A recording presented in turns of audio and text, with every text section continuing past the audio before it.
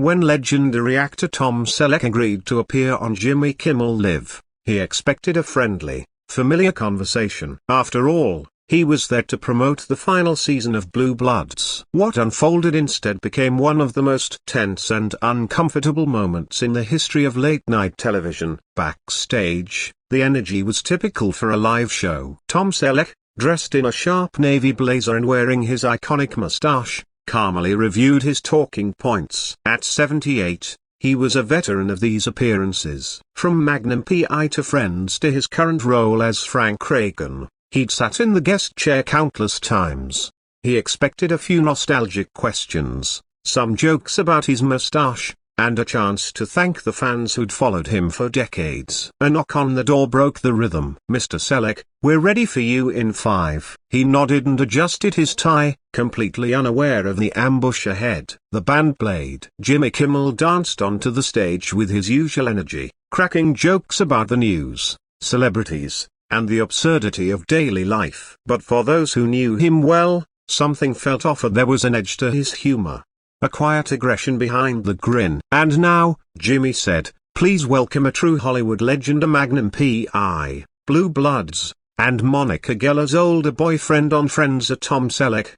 The crowd erupted as Tom walked out, waving to fans. Smiling, he sat, legs crossed, relaxed and charming as ever. "Tom, great to have you back," Jimmy said. His tone was warm. His eyes weren't. "Always a pleasure, Jimmy. Thanks for having me." So, Blue Bloods is wrapping up after 14 incredible seasons. Bittersweet. Tom leaned forward slightly. "Absolutely. Playing Frank Reagan has been one of the greatest honors of my life. The cast, the stories, the values of family, duty, service. It's been an incredible journey." Jimmy tilted his head. "Family, duty, service. Interesting choice of words are coming from you." Tom blinked. "I'm sorry, what do you mean?" "You talk a lot about service, but I wonder if those ideals actually reflect your real-life choices." The audience shifted uneasily. Tom stayed composed. "If you're referring to my military service, I've been open about serving in the California Army National Guard." "I know that," Jimmy replied. "But I'm not talking about your service. I'm talking about your politics, your support for certain causes, things that might surprise your fans." Tom's jaw clenched. "I was told this would be a promotional interview. I'm here to talk about the show and my work and not politics." Jimmy leaned in. "Come on, Tom. That whole I'm just an actor routine doesn't work anymore. You play a police commissioner. That's political whether you admit it or not." Tom's voice sharpened. "If you wanted a political debate, you should have booked a politician. I came here in good faith. Everything is political now, Tom. Your silence, political. Your roles, political. Your donations, your beliefs, they all matter." The air in the studio thickened. Tom felt every camera trained on him. "What exactly are you trying to do here,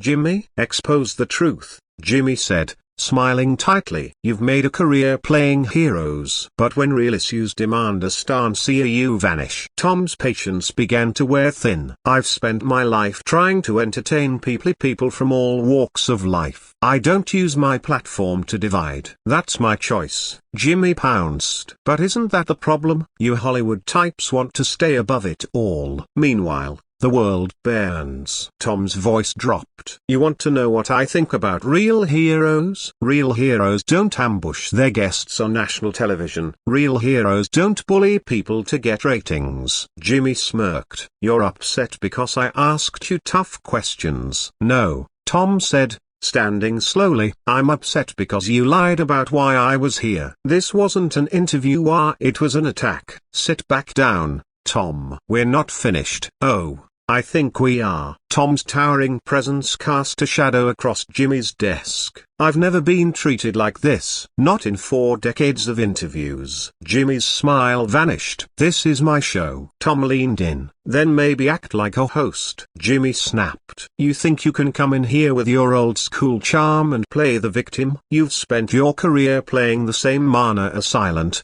safe, apolitical hero." Tom's eyes narrowed. "I've played men with courage, strength, and integrity. You want to know why it came naturally? Because I know a villain when I see one. The audience gasped. Jimmy's face went red.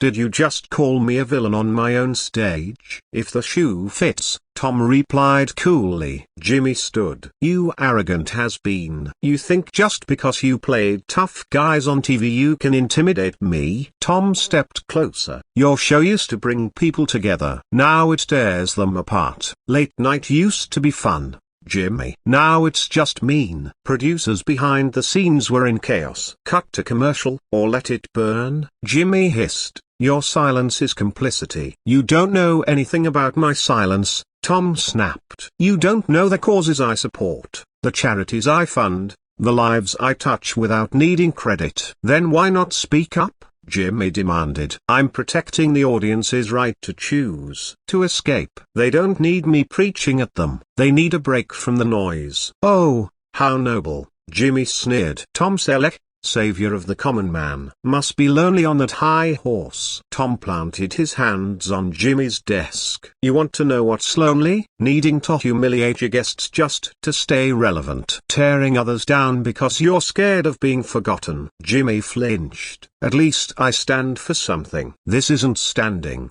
Tom said. This is bullying. Jimmy's voice faltered. You can't talk to me like that. Security. Tom laughed a cold, humorless. Really? You're calling security on a guest defending himself? Two guards approached, uncertain. Tom looked at them, then back at Jimmy. Relax. I'm leaving. I wouldn't stay another second in this toxic environment. He turned to the audience and cameras. To those watching, I apologize. You tuned in expecting entertainment and got a hit job instead. You deserved better. Jimmy, red-faced and seething, shouted, you don't get to make yourself the victim. Tom paused at the edge of the stage. I don't have to make you look bad, Jimmy. You did that all on your own. And with that, Tom Selleck walked off the stage, calm, controlled, and finished. Jimmy stood there, silent and exposed, his show's credibility in shreds. The cameras rolled. The audience sat stunned. A producer finally yelled,